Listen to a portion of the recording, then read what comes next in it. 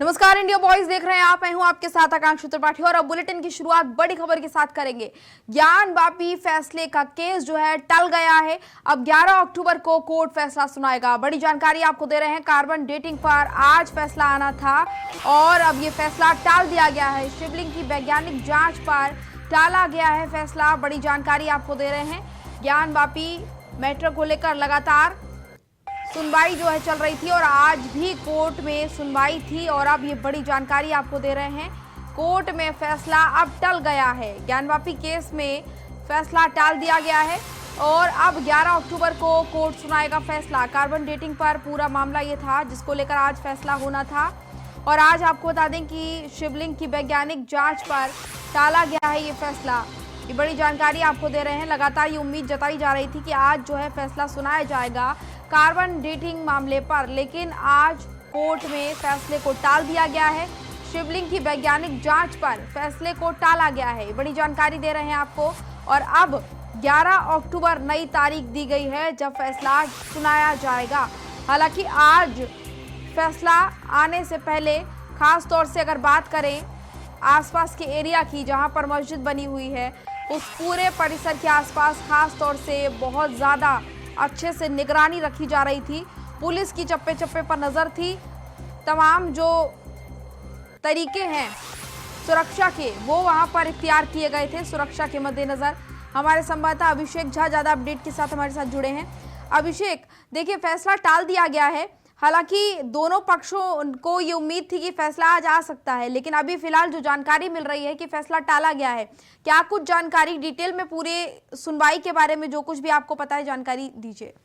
देखिए, सबसे बड़ी बात बता दूं कि आज एक अधिवक्ता की मौत हो गई थी, जिसके बाद से ही ये हो रहा था कि सुनवाई इस पर नहीं होगी या फैसला टाला जा सकता है और कुछ ऐसी ही बात सामने आई है। आज अधिवक्ता है, उनकी मौत के बाद जो फैसला था उसको टाल दिया गया और साथ ही साथ एक नई चीज हुई है कार्बन डेटिंग के मामले में कि अब कार्बन डेटिंग के मामले में जिला जज अजय कृष्ण विश्वेश ने सभी पक्षों से साइंटिफिक एविडेंस मांगे हैं और तरीके मांगे हैं कि कैसे कराना है या नहीं कराना है। तो अब जो अगली सुनवाई होगी कार्बन डेटिंग पे, अगले सुनवाई को भी फैसला नहीं आएगा। यानी कि अगले सुनवाई पर मुस्लिम पक्ष की ओर से जो उनकी जो आपत्तियां हैं उस पर सुनवाई की जाएगी और फैसले में अब कहीं ना कहीं कार्बन डेटिंग को लेकर के देरी हो सकती है।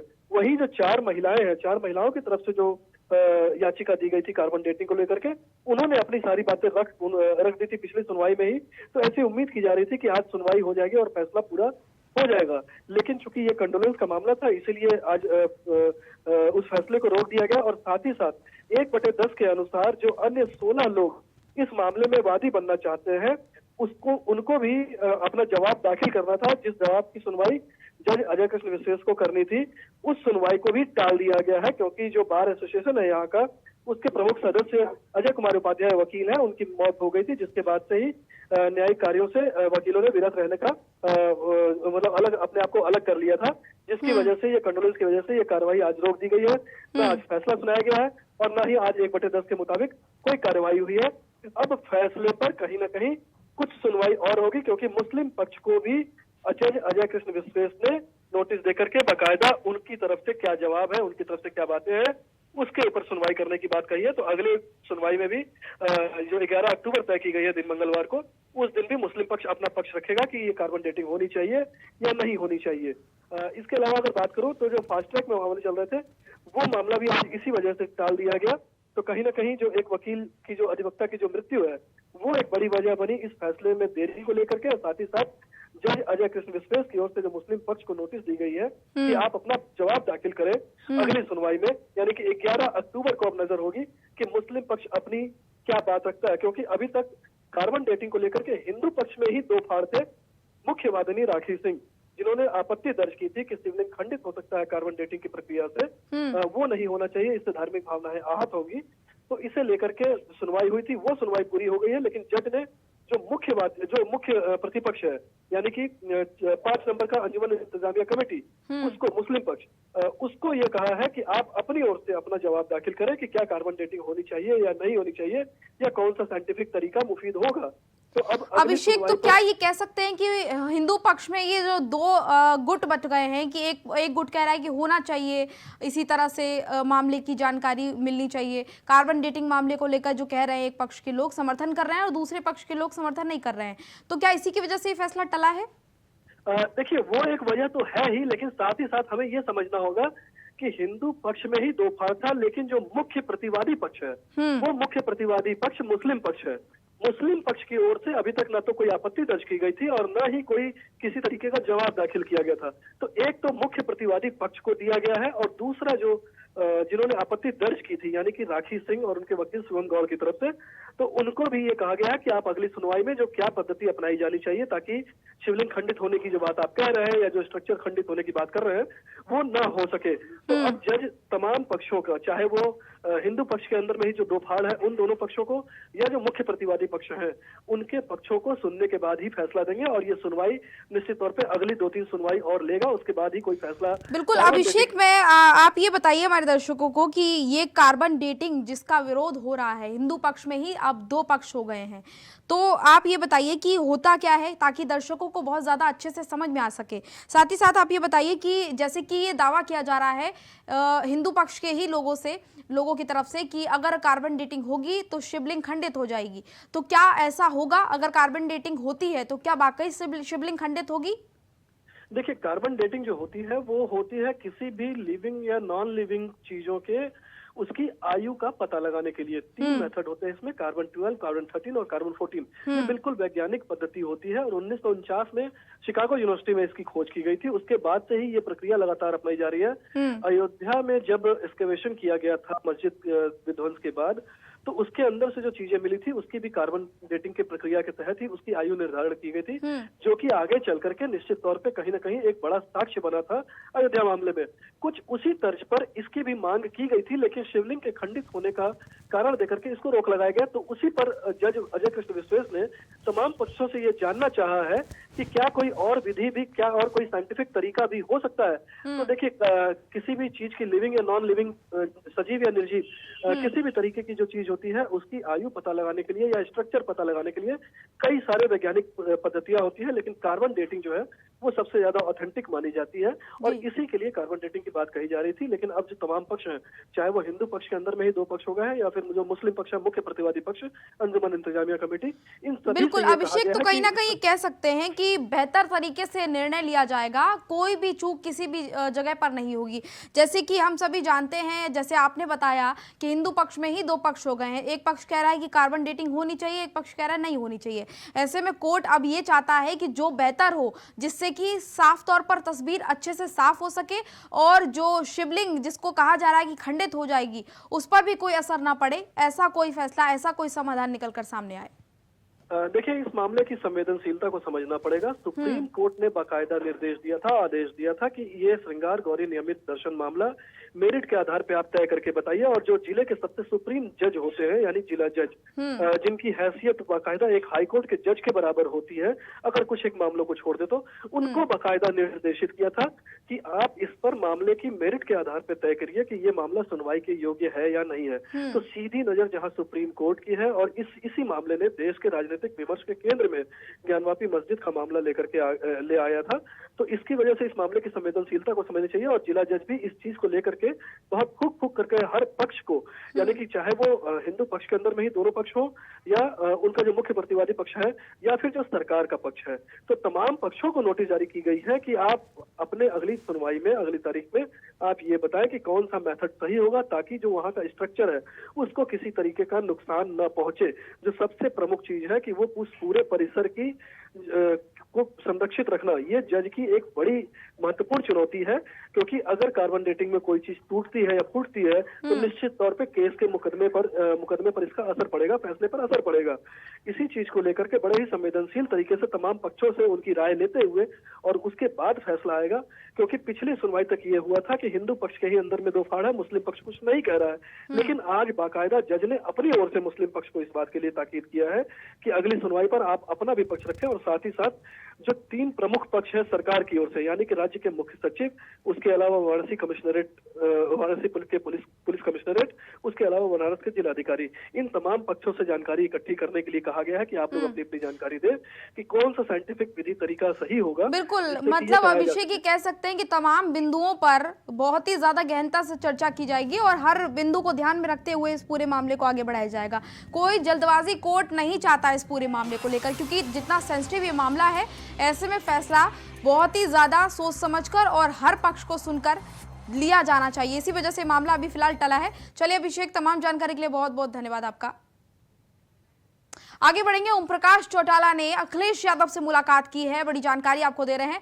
लगातार मुलायम सिंह यादव की हालत जो है उसको लेकर जो नेताओं का पहुंचना है, जानकारी लेना उनके स्वास्थ्य को लेकर जो है वो लगातार जारी है। और इसी बीच आपको बता रहे हैं, अखिलेश यादव से मुलाकात करके ओम प्रकाश चौटाला ने मुलायम सिंह यादव का हालचाल जाना है। नेताजी के स्वास्थ्य को लेकर लगातार अपडेट तमाम नेताओं के द्वारा ली जा रही है और इसी कड़ी में जानकारी आपको दे रहे हैं। ओम प्रकाश चौटाला भी वेदांता अस्पताल में भर्ती थे और उन्होंने हालचाल जाना है नेताजी का, उनके स्वास्थ्य की जानकारी ली है।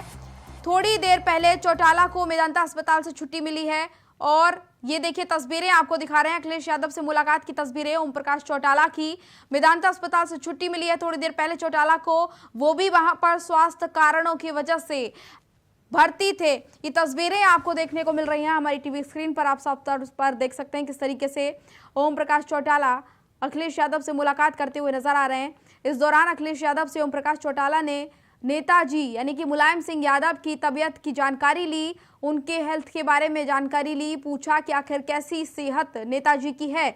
और लगातार जिस तरीके की तस्वीरें नेताजी के स्वास्थ्य के बाद, खराब होने के बाद जो आ रही हैं, लगातार उनके समर्थक और कह ले कि प्रतिद्वंदी भी उनके सेहत को लेकर चिंतित नजर आ रहे हैं। लगातार पूछा जा रहा है कि क्या तबीयत नेताजी की है, क्या अपडेट रहा है। समाजवादी पार्टी भी ट्विटर हैंडल पर अपडेट इसको लेकर देती रहती है ताकि लोगों को, उनके समर्थकों को नेताजी की हेल्थ की जानकारी हो सके, लोग परेशान ना हो, व्यतीत ना हो। और साथ ही साथ आपको बता दें कि मेदांता अस्पताल में नेताजी भर्ती हैं, जहां पर उनका लगातार इलाज चल रहा है। विशेष डॉक्टर्स की टीम उनका इलाज कर रही है और उनकी हेल्थ पर पूरी निगरानी बनी हुई है।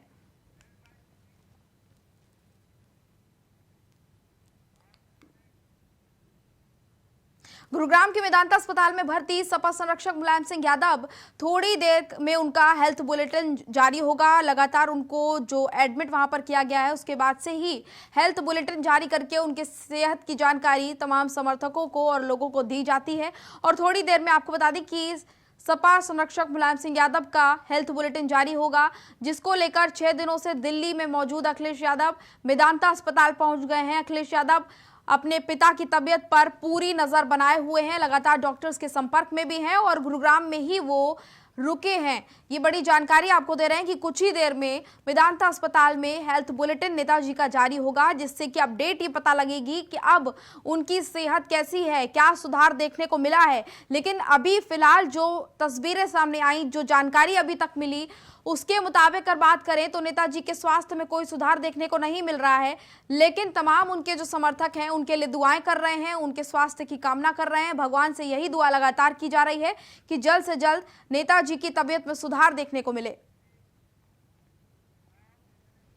बिहार के गंडक नदी में बड़े जलस्तर पर मंत्री संजय झा ने कहा कि जल संसाधन विभाग अलर्ट पर, अगले 3 दिन काफी महत्वपूर्ण रहने की जरूरत है, ये बात कही गई है। और वहीं जल संसाधन विभाग 24 घंटे कर रही घटना की मॉनिटरिंग। बढ़ते जलस्तर पर मंत्री संजय झा बोले हैं जल संसाधन विभाग अलर्ट पर रहे और अगले 3 दिन तक काफी महत्वपूर्ण रहने वाला है, क्योंकि स्थिति जो है उसको लेकर मॉनिटरिंग करने की जरूरत है।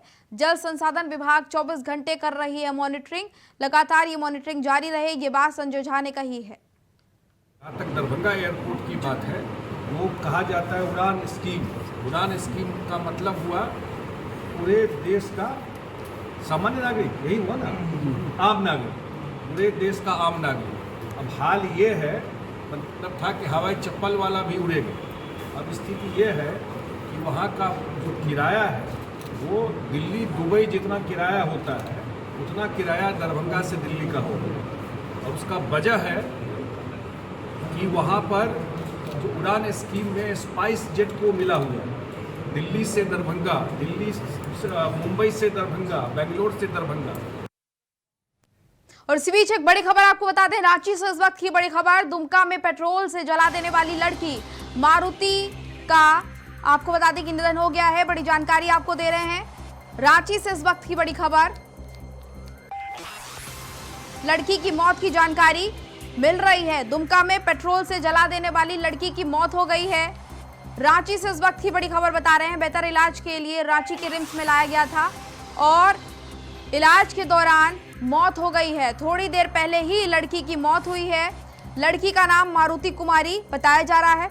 बेहतर इलाज के लिए रांची के रिम्स में भर्ती कराया गया था, लेकिन स्वास्थ्य में कोई सुधार नहीं हुआ। और ये बड़ी जानकारी आपको दे रहे हैं कि थोड़ी देर पहले ही लड़की की मौत हो गई है।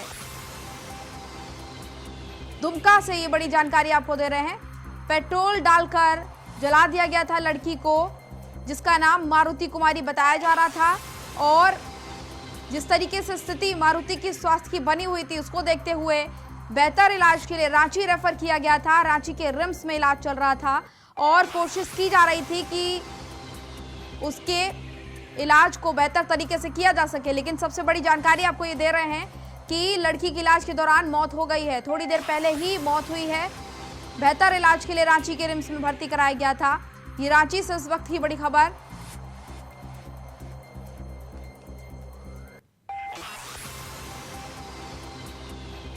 मारुति कुमारी की थोड़ी देर पहले ही मौत हुई है। रांची से इस वक्त की बड़ी जानकारी आपको दे रहे हैं, दुमका में पेट्रोल डालकर लड़की को जलाया गया था और उस लड़की की इलाज के दौरान मौत हो गई है। बेहतर इलाज के लिए रांची के रिम्स में भर्ती कराया गया था।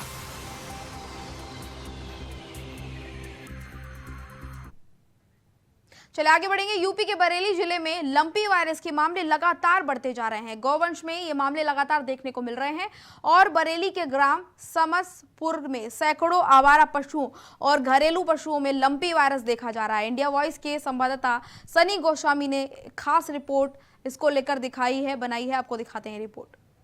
इस वक्त हम बरेली के समसपुर ग्राम में खड़े हुए हैं। हम आपको बता रहे हैं जो गौवंशीय पशु हैं उनमें लंपी वायरस का जो वायरस है वो देखा जा रहा है, जिसमें कि मोटे मोटे फोड़े पड़ रहे हैं जानवरों के और वो बैठ नहीं पा रहे हैं, आंखों में से आंसू और उनके मुंह से लार निकल रही है। ये बहुत बुरी बीमारी जो है जो पशुओं में आई है, जो गौवंश पशु हैं वो आई है। हम आपको दिखाना चाह रहे हैं समसपुर गाँव में। ये देखिए पीछे, ये आपको हम अपने कैमरा मैन से कहेंगे दिखाएं। ये देखो जानवर है, ये खड़ा हुआ है, ये गौवंशीय पशु है और इसके पूरी तरह से शरीर पर फोड़े हैं, आंखों में से आंसू निकल रहे हैं। लोगों ने यहाँ पे दवाइयाँ लगाई हैं। कुछ ग्रामीण हैं, हम उनसे बात करना चाह रहे हैं क्योंकि इस गांव में सैकड़ों पशु ऐसे हैं आवारा और जो पालतू हैं जिनमें लगातार लंपी वायरस के मामले देखे जा रहे हैं। और लोग कह रहे हैं कि सरकारी डॉक्टर केवल एक ही बार यहाँ पे आया है, उसके बाद में नहीं आया। ये लोग गरीब होने के बाद भी प्राइवेट इलाज कर रहे हैं। अम्मा क्या नाम है आपका? क्या कुछ यहाँ पे क्या कुछ इलाज कराया आप कल? समझपुर को डॉक्टर बात करवाओ, आज हमें 15 दिन हो गए सुई लगवा। क्या दिक्कत क्या आ रही है? ऐसे कुछ खा रहा है? कुछ ना खा रहा हूँ। अच्छा, सरकारी डॉक्टर आया था? एक दिन, फिर उसके बाद कोई आओ ही ना, कोई जहाँ कोई ना, मैंने प्राइवेट इलाज कराओ जाओ। तो क्या कुछ जब सरकारी डॉक्टर आया था क्या दवाई दी थी उसने? गोली और ये चुपंड की दवाई दी गई शीशी में एक में, उससे कोई फायदा नहीं हुआ ना। तो ये अम्मा का कहना है कि जो डॉक्टर आए थे उन्होंने 2 गोली दी थी, कुछ दवाई दी थी लगाने के लिए, लेकिन उसके बाद में कोई फायदा नहीं हुआ। यहाँ पर कुछ सरकारी डॉक्टर एक बार आए थे और दवाई देके चले गए थे। हम आपको बताना चाह रहे हैं ये समसपुर ग्राम में इस पर सैकड़ों ऐसे पशु हैं जो लगातार लंपी वायरस से यहाँ पे ग्रस्त हैं। नंद किशोर के साथ मैं सनी गोस्वामी, इंडिया वॉइस, बरेली। बिहार के बगहा के राधियाबंद क्षेत्र में 2 दिन में 2 लोगों का शिकार बना चुके आदमखोर बाघ को अब मारने का आदेश जारी कर दिया गया है। बिहार के चीफ वाइल्ड लाइफ वार्डन पीके गुप्ता ने बाघ को मारने का आदेश जारी कर दिया है और लोगों के बढ़ते गुस्से को देखते हुए आदेश जारी किया गया है। आपको बता दें कि उम्र लोगों ने इसने जो है बाघ ने कई लोगों को निशाना बनाया है और इसके बाद लोगों में गुस्सा देखने को मिला था। उग्र लोगों ने वन विभाग के कई वाहनों को भी इसकी वजह से तोड़ा। लोगों में जो गुस्सा देखने को मिला उसके बाद यह आदेश जारी किया गया है और आपको बता दें कि लोगों ने तोड़फोड़ करते हुए अपना विरोध प्रदर्शन भी इसको लेकर जताया था, जिसके बाद बाघ को मारने का आदेश जारी किया गया है।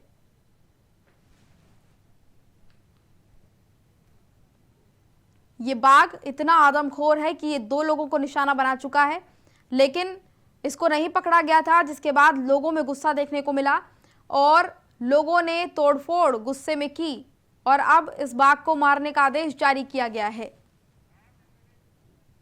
और अब खबर सीतापुर से है। कारागार राज्य मंत्री सुरेश शाही को मानहानि का नोटिस वकील ने भेजा है। 1 करोड़ का नोटिस प्रधान पति को हिस्ट्री शीटर बताने पर नोटिस भेजा गया है। कलेक्ट्रेट में धरने के दौरान प्रधान पति को बताया था हिस्ट्री शीटर। ये बड़ी जानकारी आपको दे रहे हैं। नोटिस भेजा गया है, वकील ने भेजा 1 करोड़ का नोटिस। कलेक्ट्रेट में धरने के दौरान प्रधान पति को बताया था हिस्ट्री शीटर। ये बड़ी जानकारी आपको दे रहे हैं। आपको बता दें कि कलेक्ट्रेट में धरने के दौरान प्रधान पति को हिस्ट्री शीटर बताया था। सीतापुर का ये पूरा मामला, मंत्री को नोटिस जारी किया गया है, मानहानि का नोटिस भेजा गया है, वकील ने भेजा है 1 करोड़ का नोटिस। ये बड़ी जानकारी, प्रधान पति को हिस्ट्री शीटर बताने पर नोटिस भेजा गया है। कलेक्ट्रेट में धरने के दौरान प्रधान पति को हिस्ट्री शीटर बताया था और इसी मामले पर ये नोटिस भेजा गया है। कारागार राज्य मंत्री को ये नोटिस दिया गया है। बड़ी जानकारी आपको दे रहे हैं सीतापुर से इस वक्त की बड़ी खबर। कारागार राज्य मंत्री सुरेश शाही को मानहानि का नोटिस जारी किया गया है। संवाददाता मोहित मिश्रा हमारे साथ ज्यादा अपडेट के साथ जुड़े हैं। मोहित, ये पूरा मामला क्या है, विस्तार से जानकारी दीजिए।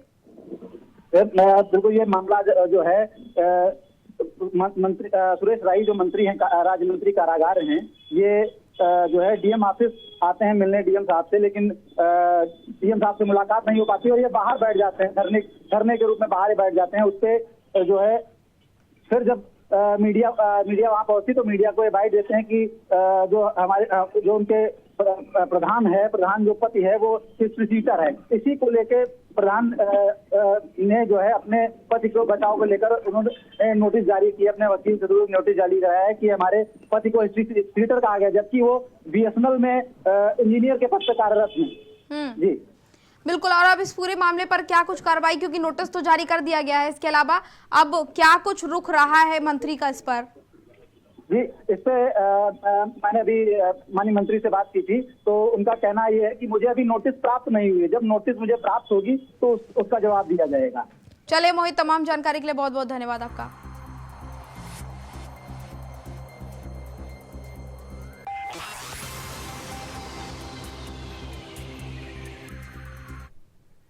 तो फिलहाल बुलेटिन में इतना ही, मुझे दीजिए इजाजत, नमस्कार।